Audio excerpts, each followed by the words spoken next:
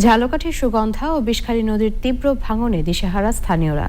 নদীর করাল গ্রাসে বিলীন হয়েছে বসতঘর, ফসলি জমি, রাস্তাঘাট ও শিক্ষা প্রতিষ্ঠান। সব হারানোর আতঙ্কে হাজারো মানুষের দিন কাটছে।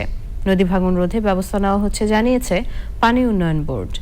মানিক রায়ের তথ্য ও ভিডিওচিত্রে আফরোজা হাসির রিপোর্ট। জুলাই ও আগস্ট মাসে কয়েক দফা বন্যা ও জলোচ্ছ্বাসের কবলে পড়ে উপকূলীয় জেলা ঝালকাঠি। সেই দুর্যোগ কাটিয়ে উঠতে না উঠতেই মরার উপর খাড়ার ঘা হিসেবে দেখা দিয়েছে নদী ভাঙন।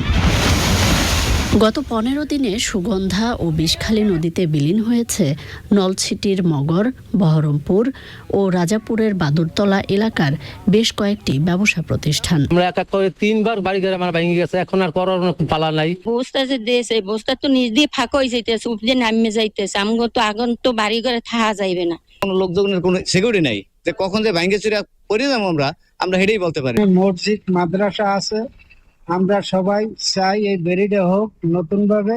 তীব্র ভাঙনের কবলে চরকাঠি, দেউরি, দিয়াকুল, ষাটপাকিয়া, মল্লিকপুর, কাজীপাড়া, হদুয়া ও কাঁচারিবাড়ির বাজার, 40 কাহনিয়া ও মানকি সুন্দরগ্রাম। যদি আমাদের এভাবে থাকে তাহলে আমাদের আর যেটুক সম্পত্তি আছে এটুকু রক্ষা করার কোনো কায়দা নেই। যদি বাটটা না দেয় তাতে আমার ঘরবাড়ি সবইতে গ্রামই তলাই যাইবে। বাপ দাদার বিটা সবই গেছে, এখন যেটুক আছে হেয়েও যায়।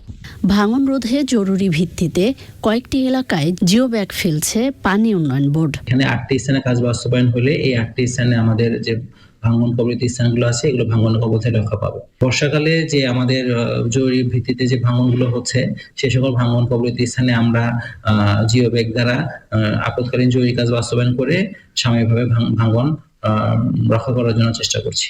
ভাঙন রোধে দ্রুত কার্যকর পদক্ষেপ নিতে দাবি জানিয়েছেন নদী তীরের বাসিন্দারা। আফরোজা হাসি, প্রকৃতি ও জীবন ডেস্ক, চ্যানেল আই।